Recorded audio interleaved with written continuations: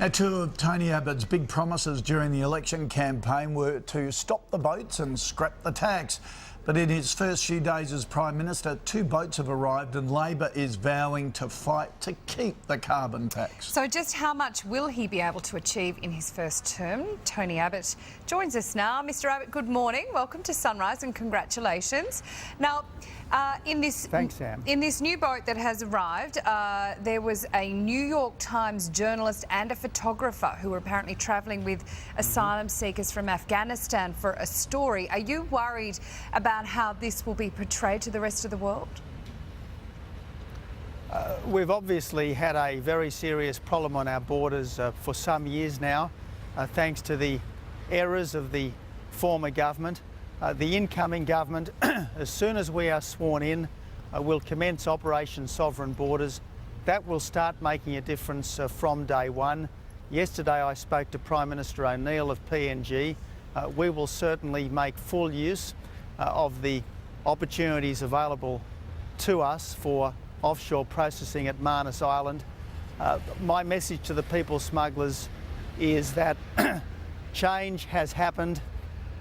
Your game is up. You now face an Australian government whose will and determination is more than a match for yours. Yeah.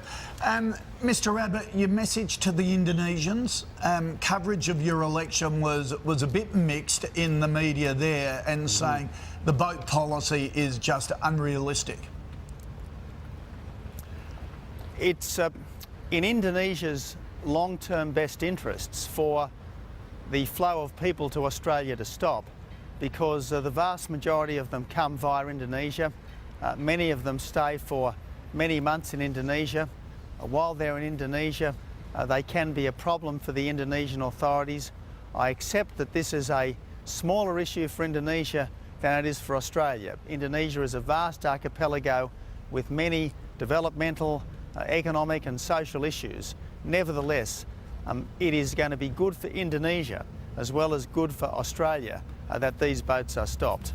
OK, let's talk about the carbon tax. What's being done to scrap the carbon tax? How quickly can you recall Parliament?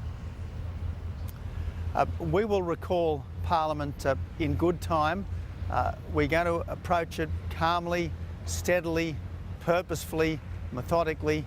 We'll recall the Parliament when the legislation is ready to go. I'm certainly not going to recall the Parliament for a photo opportunity, because for the first time in quite a few years, I want the people to know that calm, steady, purposeful government has returned, a government that's about the substance of getting things done, not about the theatre of putting things on the front page. During the election campaign, you said there was a budget emergency, that the carbon tax had to be scrapped quickly. You're a lot calmer now with this. You're saying, let's not bring it on too soon. It will happen as soon as it can, but it's very important to get these things right, Koshi, and that's what the new government is absolutely determined to do. OK, Mr Abbott, we've been talking a lot this morning about Senate candidates and the possibility of Senate reform into the future, and next year obviously you may have some issues with that. The minor parties are making headlines this morning, including a poo-throwing Polly, as we're calling him, the man who's been on YouTube throwing kangaroo poo with his family. He's from Victoria. He's from the Motoring Enthusiast Party.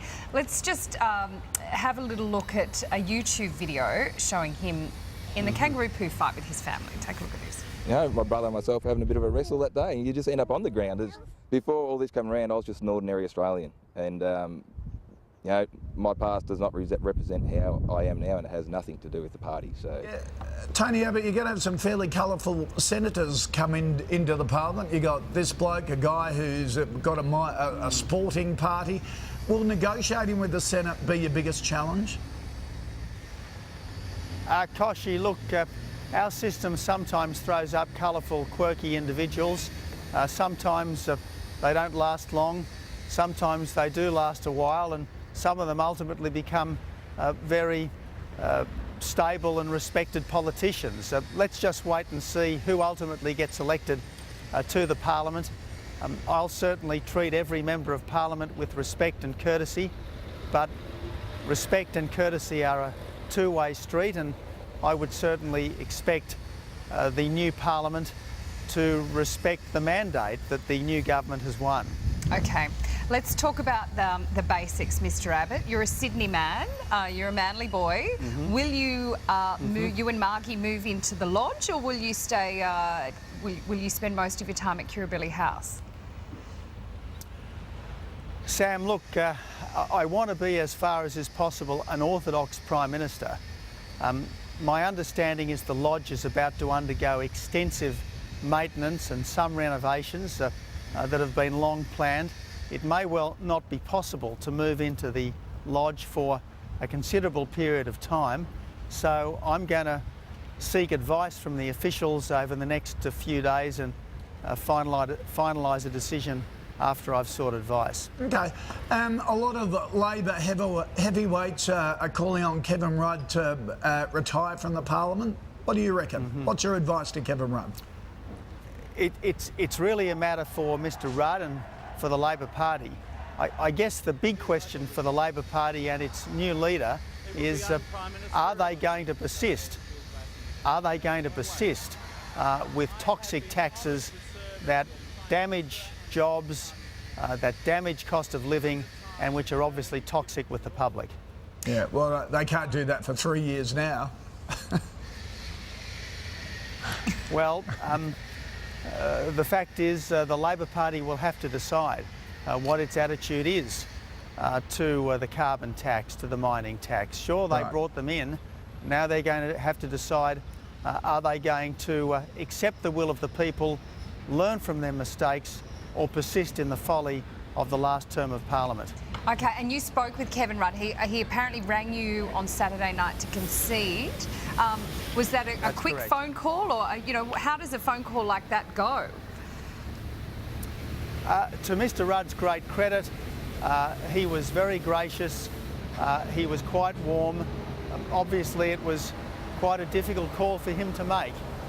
I suspect that he must have been feeling, I suppose, the gravity of the moment. I was certainly conscious of the gravity of the moment. I was very conscious of the fact that a baton was being handed on, and look, I respected Mr. Rudd for the manner of his doing that. Good. All right, you've got to fix the budget, you've got to fix the boats, you've got a big challenge ahead with the carbon tax. What are you going to do about the wallabies? Surely that is so much bigger than all this other economic and political claptrap. Yeah, that's got to be your number one priority, surely, Mr. Abbott. Appalling. Well, if I may say so, happy the country which is more interested in sport than in politics, because it shows that there is a fundamental unity. It shows that the business of the nation is normally under reasonably good management if we can be as excited as we it's a serious question. usually are about sport. What would you do for the Wallabies? You're a rugby coach, you played rugby, you slugged Joe Hockey at training, so you're a pretty passionate rugby follower. What do the Wallabies need to do? Well, Kosh, look, it's 25 years since I coached a rugby team, and I'm just not going to venture an opinion on what the Wallabies ought to do, except to say that I hope they win, but it's really up to them. I'll just be someone barracking in the grandstand. All right. You might need to think about our cricket team too at some point when you get a spare second. You've got some big issues ahead of yourself. All right. Exactly right. And the only place I ever played cricket was badly in England for all sorts of unworthy reasons, and I have even less to contribute to cricket than I do to contemporary rugby. All right, Tony Abbott, thanks for joining us. Thanks so much. Thank you.